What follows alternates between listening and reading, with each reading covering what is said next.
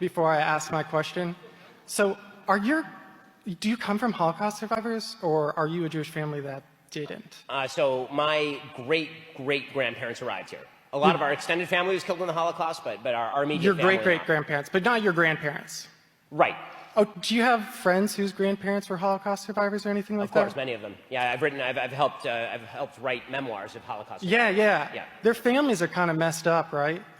Like, my family is very messed up. I mean, if you go through a trauma like the Holocaust, I would imagine they teach that trauma between generations. You know what I mean? Well, I mean, trauma very often in a lot of circumstances is passed down. I mean, I know some kids of Holocaust survivors who turned out fantastic and some who didn't. I mean, yeah. Okay, so you are officially woke. That is what wokeness is about. It's like, people's grandparents or their great-grandparents were slaves. Well, it's okay. No, it's okay. Guys, Fuck you! I'm talking. Guys, I actually want to hear. I want to hear. No, it's okay. It's okay. I want to hear. Let's at least hear the argument. Let's hear it. Let's hear it. Go. What? He wants to hear me. I do want to hear it. It's fine. Let him go. Let's hear it. Come on. I'll just. Explain how that's woke. So, I mean, the whole thing is like, let's see.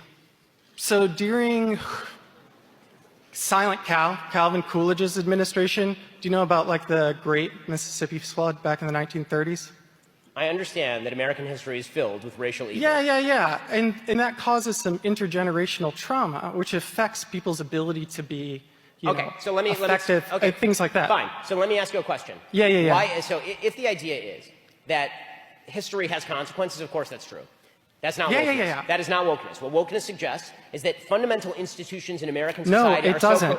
Yes, it 100% does. I ran Elizabeth Warren's campaign. I helped organize her volunteers around here. I am a representative of wokeness. Okay, well, and that's just, this is all it is. Well, when I went to go get my first tattoo, the guy had lightning bolts and 88s tattooed on his neck. And as a Jewish person, that's really messed up. It's basically a threat. There are racist people who exist. The argument that you're making, and I'm going to close with this because this is going in weird directions, and I don't really want to. No, it's not. I don't really want to get. Just hold up a second. I let you get out your arguments, and now it's time for me to respond because I let you say the full argument. Okay, I'll let you respond, but no, not but. Now's my turn.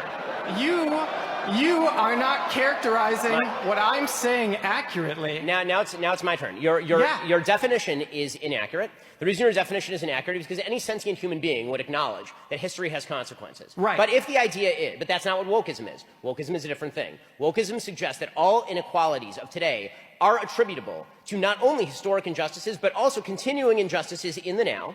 And that all disparity is attributable to discrimination. Like that, but a conservative. Not just that. A conservative is the only person. And I want to know why. Why is it that conservatives are the only people who define it like that? Why are conservatives the only people? Okay, so we're gonna have to stop here because this is going nowhere. But what's up? I'm gonna have to stop with this with you because this is going nowhere. All I'm going to say is this. To sum up, I just am trying to understand your perspective. Just one more second. On a fundamental level, you're shifting definitions to avoid the consequences of your own argument. And if the idea is, and final point, if you are going to hold on, if you are also, just final point to sum up there.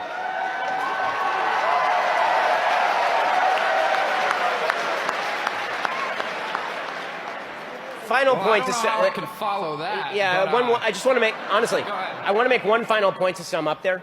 If the idea is that traumas of the past invariably bleed down into the present, that does not explain why certain groups that have been historically not only marginalized but slaughtered in mass genocide are some of the most successful groups in our society. So if the idea is,